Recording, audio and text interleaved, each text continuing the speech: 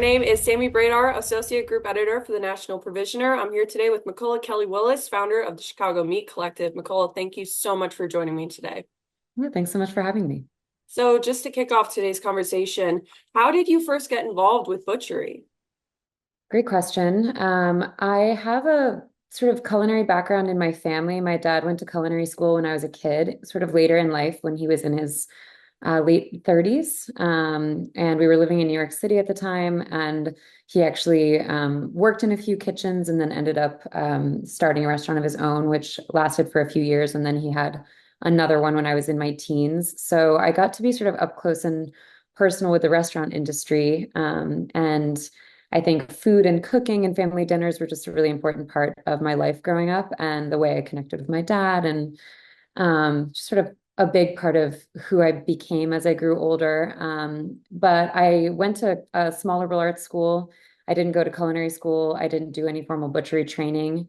And it was while I was at college studying French and literature and things like that, that I was looking at the future and wondering sort of what it was going to look like for me and not feeling like I wanted to pursue an academic route, and food and the food industry were sort of calling to me. But I also had a sense that I didn't really want to work in a restaurant. So I was looking at sort of the broader food systems picture. And as a meat eater at the time, I was thinking a lot about the impact of eating meat and its sustainability. And I was lucky to be in Portland, Oregon at the time.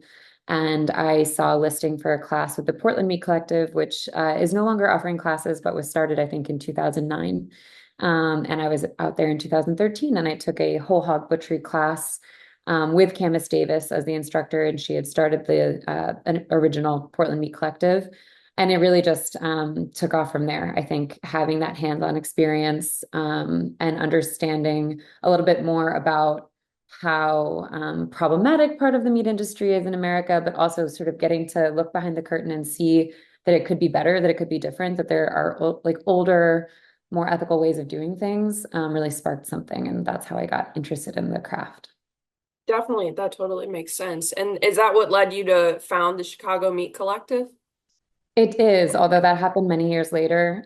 So I was out in Portland for college, ended up in Chicago right after I graduated. And I had no plans aside from to see if I could find a job in a butcher shop. I was really lucky to be in Chicago. I think I was also lucky that it was the time that it was. There was a lot of energy around artisanal foods and slow foods and bringing back crafts that might sort of be lost, like everything from brewing to sourdough bread making, cheese making, and butchery was part of that movement. And there were a couple really great, and still are, butcher shops in Chicago. And they were really open to having me come stage, which just means like spend sort of a day of usually unpaid labor getting a feel for things. And I checked out a couple shops that way and then ended up really falling in love with one of them and was able to extend that stage to like a sort of apprenticeship. And then they eventually hired me. So that was, yeah, it really sort of immediately, like I took that class and was in Chicago staging at a butcher shop like a month later. It was pretty quick. Awesome. That's awesome. So, what is the ultimate goal of the collective? Like when you founded it, what was your mission?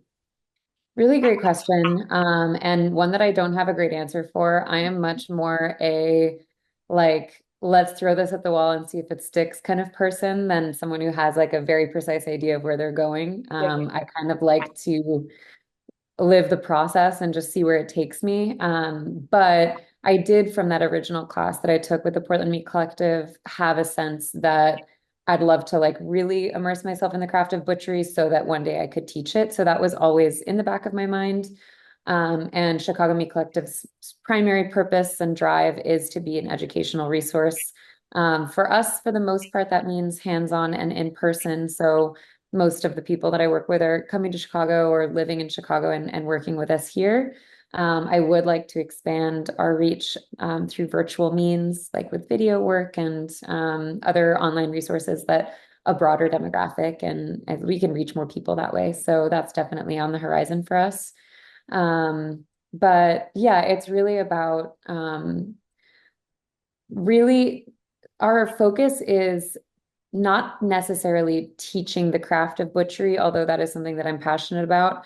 It's more about bringing as many people as we can in to just interact and get hands-on with their food a little bit more to spark interest and care in how they feed themselves and what they expect from their food systems, hoping to sort of like initiate broader change that way. So we're a little bit less focused on actually like training the next generation of butchers, although that's something that really needs some attention and is a movement that I feel I am part of and hope to be a bigger part of down the road.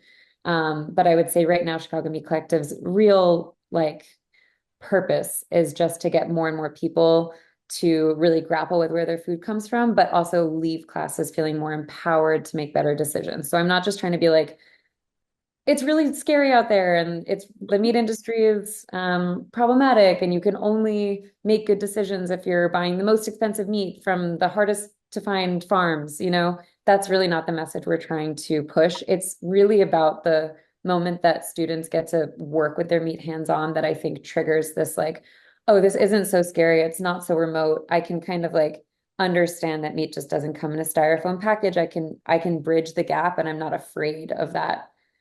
I think so much of meat processing is so behind closed doors. So it's kind of just making that a little less scary and Yeah. helping people understand how to ask the right questions so they can be better consumers and, like I said, hopefully spark some broader change.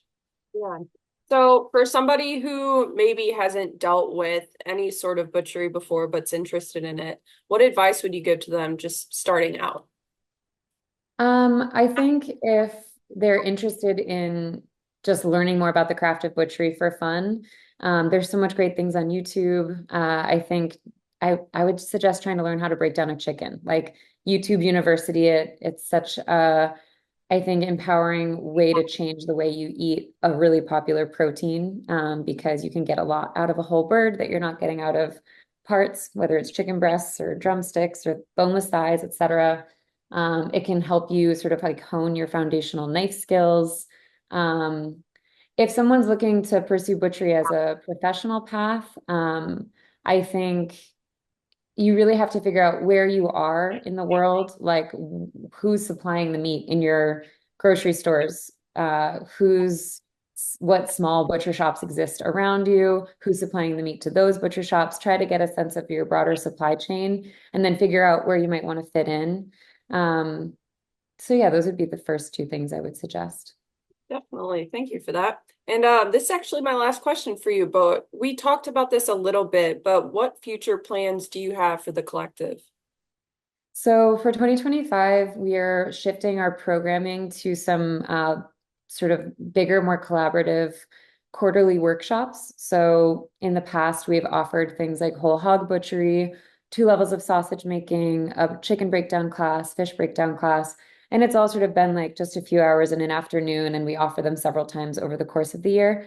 So we're hoping to offer some sort of more in-depth workshops that will feature a little bit more of the wealth of culinary talent and other butchers and producers and processors that I know in the Chicagoland area, to really like spend a day digging in and going a little bit deeper. And in addition to that, we're going to be working on some classes that take people out of the city. We did this for the first time this past summer. We led a weekend-long excursion to a really beautiful region of Wisconsin. We visited a slaughterhouse, small processor, kind of like the ones that you guys are sort of focused on in your publication. They do maybe like 20 head of cattle a day, but they're in a really rich region. So we visited that region. We visited the processor. We visited a small salami making production facility. We visited a sheep dairy, Homestead Sheep Dairy. And we visited a grass-fed cattle ranch and just spoke with a bunch of different people with really great expertise in a bunch of different areas. And the audience for that, like the people that came on the trip, were just your average home cooks, people who are excited about knowing more about their region, about where their food comes from. So we're hoping to offer more sort of like regional field trips like that. And I'm looking for ways to make Chicago Meat Collective more integrated with other efforts around the country, like I said, to help train the next generation of butchers, because my day-to-day here in Chicago is really focused on the consumer. But there's, I think, a lot of excitement about learning the craft of butchery and a lot of people that want to keep it alive There aren't a lot of internship programs out there. There aren't a lot of apprenticeship systems out there. It's not a union-based job most of the time, unless you're at a big grocery chain, in which case you're probably not doing a lot of true butchery anyways. So trying to be part of the movement to change all of that and reinvigorate small processors and elevate butchery again in a really sustainable way. So that's what's on my mind these days. That's great. That's great. We definitely need more butchery education out here in the meat industry. So it's sadly like a dying art because a lot of people, when they either age out or if it's within the family and it's not kept in the family, it can just, it can fall to the wayside. So I think butchery education is great, and it's great to educate, everyday consumers with it. You don't have to be a meat processor to know how to break down an animal. It's good to know that just as an everyday folk. So, thank you so much for meeting with me today. It's great to get some insights on the Chicago Meat Collective. And yeah, thank you so much for your time, McCullough. Yeah, thanks for having me.